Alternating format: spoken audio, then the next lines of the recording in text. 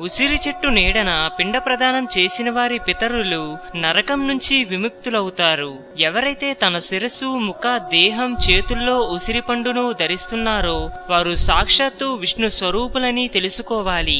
ఎవరి శరీరంపై ఉసిరిక ఫలము, తులసి, ద్వారకోద్భవమైన మృత్తిక ఉంటాయో నిస్సందేహంగా వారు జీవన్ముక్తులే. ఉసిరి పండ్లని, తులసి దళాన్ని కలిపిన జలాలతో స్నానం చేస్తే గంగా స్నానం ఫలం లభిస్తుంది. ఉసిరి పత్రితో గాని, ఫలాలతో గాని దేవతా పూజ చేసిన వారికి ముత్యాలతోనూ, మాణిక్యాలతోనూ, బంగారంతోనూ ఆరాధించిన ఫలం ప్రాప్తిస్తుంది. సూర్యుడు తులాగుతుడైన కార్తీక మాసంలో చేసే యజ్ఞ యాగాలు, తీర్థ సేవలు విశేష ఫలితాన్ని ఇస్తాయి.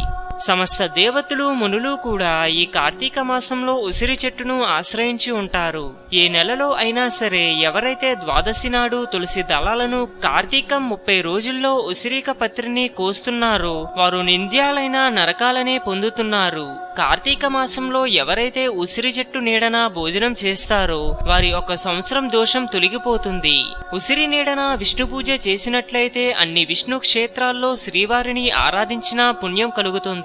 శ్రీహరి లీలలను, మహిమలను చెప్పడానికి ఏ ఒక్కరికి కూడా ఎలాగైతే సాధ్యం కాదో అదే ప్రకారం ఈ తులసిదాత్రి వృక్షాలు మహిమల్ని చెప్పడం కూడా చతుర్ముఖుడైన బ్రహ్మకు గాని, సహస్రముఖుడైన శేషునికి గాని సాధ్యం కాదు. ఈ దాత్రి తులసి జనన గాథ ఎవరు వింటున్నారో, వినిపిస్తున్నారో వారు తమ పాపాలను పోగొట్టుకుని తమ పూర్వులను కూడా శ్రేష్టమైన విమానంలో స్వర్గం చేరుతారు. హిందూయిజం గురించి మరెన్నో గొప్ప గొప్ప విషయాలను తెలుసుకోవడం కోసం మా ఛానల్ని సబ్స్క్రైబ్ చేయండి. ఈ వీడియో మీకు నచ్చినట్టయితే లైక్ చేయండి, షేర్ చేయండి.